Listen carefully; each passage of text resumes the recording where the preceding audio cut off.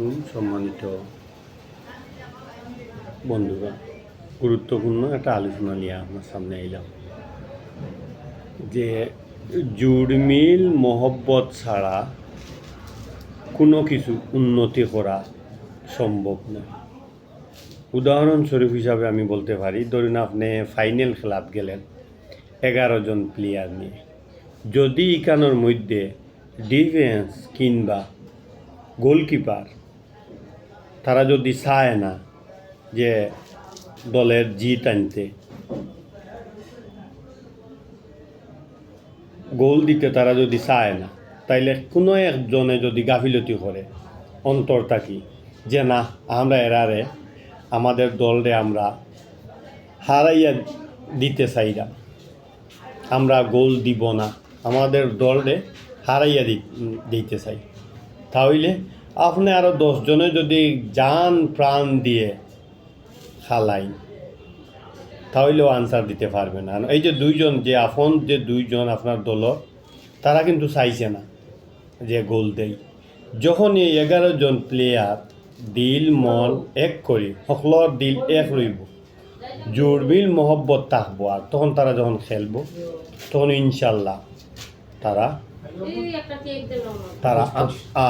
Answer করব। ঠিক তেমনই একটা পরিবারের উন্নতি হওয়ার ক্ষেত্রে যদি বাপ ভাই বোন মা যদি তখন মা সবে যদি এক থাকে যে আমার ছোটো ছেলে নাই, বড় ফুট নাই, মেজ ফুট, যে একটা এগিয়ে যাবে, তখন যদি সবার অন্তর আত্মা বা জুড়মিল মহব্বত থাকে তাহলে সম্ভব, এগিয়ে যাওয়া সম্ভব।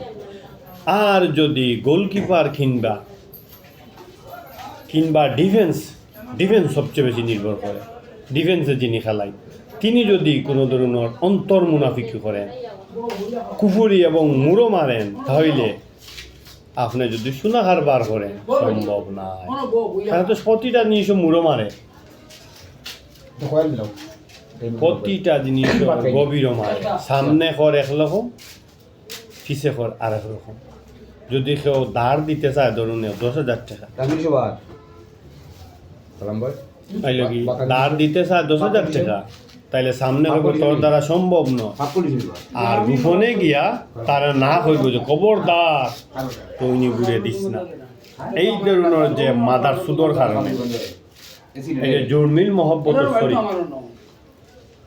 অনলাইনে ধরনের অশালীন ব্যবহার করার জন্য সরি, আন্তরিকভাবে দুঃখিত।